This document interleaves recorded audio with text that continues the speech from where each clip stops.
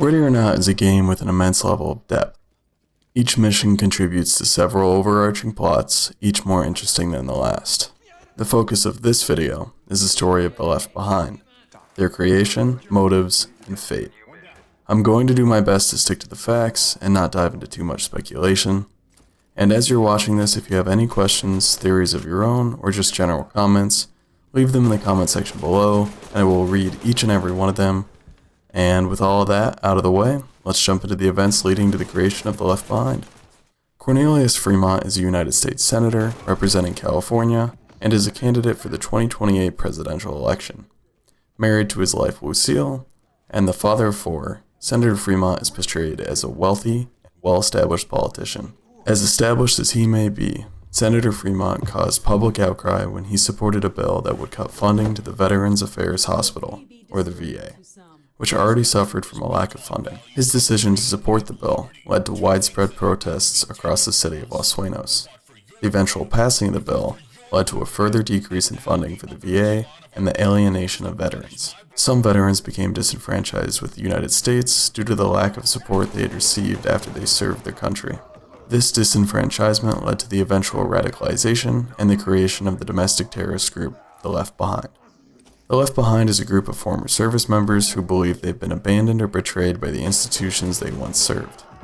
This sense of abandonment is central to their identity, and these individuals became radicalized after feeling discarded by the systems that were supposed to support them. Their motivation is focused on targeting people they view as directly responsible for this betrayal, especially politicians. The attempted assassination of Senator Fremont is the first interaction that Judge and D Platoon have with the Left Behind.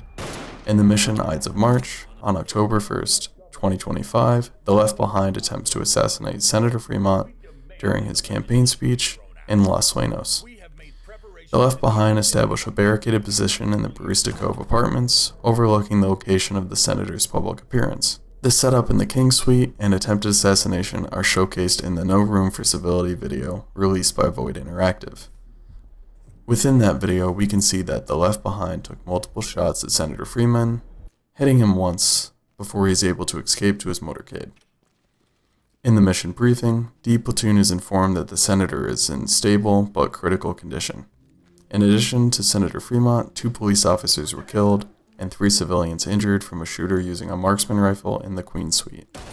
The Left Behind have fortified themselves on the penthouse 4, where multiple civilians are present, including the naval officer and the music producer, who must be located as part of the primary objectives.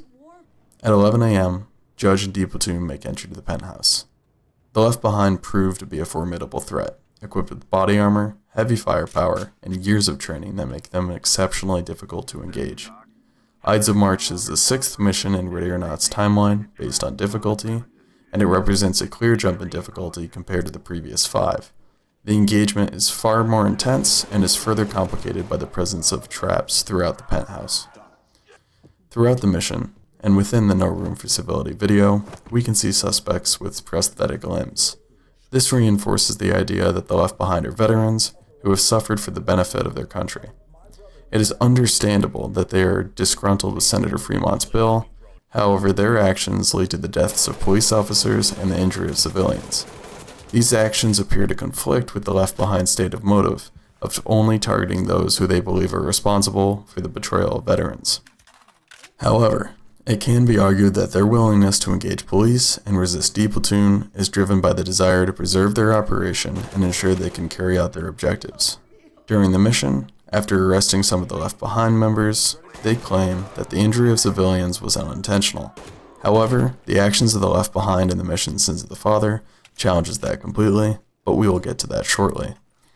If you complete Ides of March with an S rank, then you will receive all 3 pieces of evidence for the mission. The first 2 pieces of evidence are a rangefinder and the Left Behind's plan of attack, detailing how the assassination of Senator Fremont was planned. In the description of this evidence, it mentions that someone gave them the intel of the Secret Service's backup plan in case of emergency. After completing the mission Sins of the Father, we can make the connection that it was the sleeper agents within the Secret Service who likely provided that intel. The final piece of evidence is the most interesting. It is a box labeled Johnson's Personal Effects. Within the box is a photo of 5 men standing in front of a USIA building. The USIA, or United States Intelligence Agency, appears to be the readyornot's version of the CIA. The USIA are involved extensively within the lore of readyornot, and it comes as no surprise that they're involved with the Left Behind as well. Within readyornot, there seems to be the involvement of the USIA and Senator Fremont as well. However, it remains unconfirmed, and as I mentioned earlier, I don't want to dive into too much speculation. It is interesting to note that this Johnson individual, a former USIA operative, is connected to the Left Behind, yet we never interact with this Johnson figure at any point in the game. His name surfaces solely in the evidence gathered during Ides of March and nowhere else. The mission title Ides of March is a reference to the assassination of Julius Caesar, who was betrayed and killed by the members of the Senate, including Brutus, someone he trusted deeply. This historical parallel mirrors the mindset of the Left Behind, who feel abandoned and betrayed by the very country they once served. In their eyes, those responsible for cutting veteran funding, Senator Fremont, is the cause of this betrayal and must be killed. Ides of March introduces us to the Left Behind, their ideology, and their willingness to kill to achieve their goals. But their story doesn't end in that penthouse. Less than 24 hours later, the Left Behind strike again, this time holding Senator Fremont's family hostage in the Clementi Hotel in downtown Los Sueños in the mission Sins of the Father. On October 2nd, 2025, the Left Behind targets Senator Fremont's family. After the attempted assassination, his family was moved to the Clementi Hotel in downtown Los Sueños under guard by the Secret Service. Some of the Secret Service members assigned to protect the senator's family were actually sleeper cells of the Left Behind.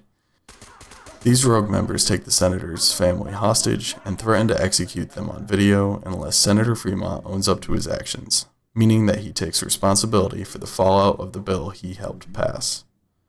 D Platoon is dispatched to neutralize the Left Behind and save Senator Fremont's family.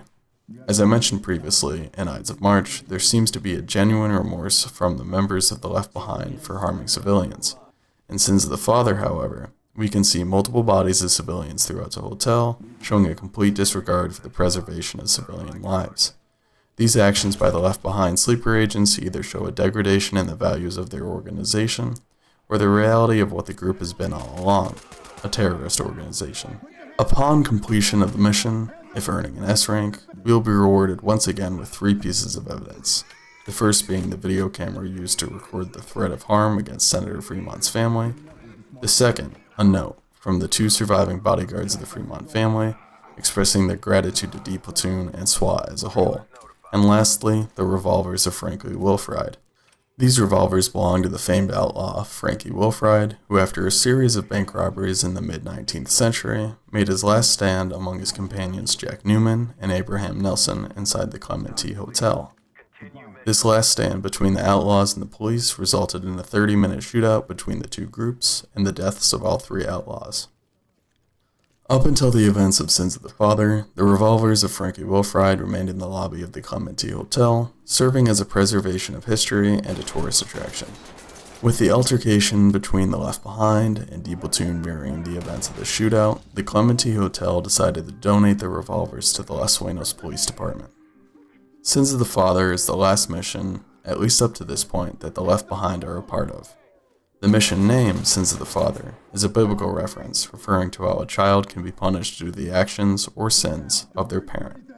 In this case, the actions of Senator Fremont, namely passing that bill, have inadvertently led to the lives of his wife and children being placed at risk. After the events of Sins of the Father, Senator Fremont is never mentioned again, hinting at a possible withdrawal from the public eye and politics as a whole. Given the traumatic experience he faced himself, and the subsequent trauma inflicted upon his children, it is understandable that he would no longer wish to pursue a career in politics. While only appearing in 2 missions, the Left Behind resulted in a profound impact on Los Sueños. While their motives are not unfounded, their methods result in the deaths of innocents. The depth of their involvement with the USIA is interesting and deserves further investigation, which I would love to do in the future. If you stuck around this long, I hope you enjoyed the video. And as I said before, leave any questions, theories, or general comments in the comments section below. I look forward to reading each and every one of them and hearing what you have to say. Thank you, and take care.